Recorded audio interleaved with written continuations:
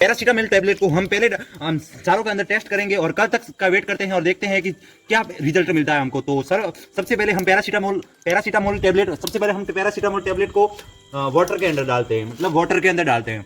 फिर next table is refined oil, soybean के oil में डालते हैं। तो कल तक का वेट करते हैं। तो next table is paracetamol is urea, मतलब टॉयलेट के अंदर डालते हैं। तो फोर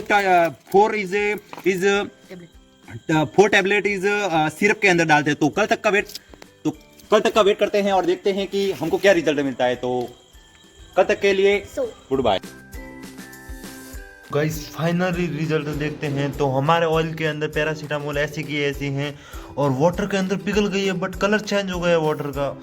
और टॉयलेट के अंदर चल छोड़ो भाई यार, और सिरप के अंदर भाई साहब ऐसी की ऐसी है पैरासीटामोल। तो फाइनली रिजल्ट देख सकते हो आप सभी।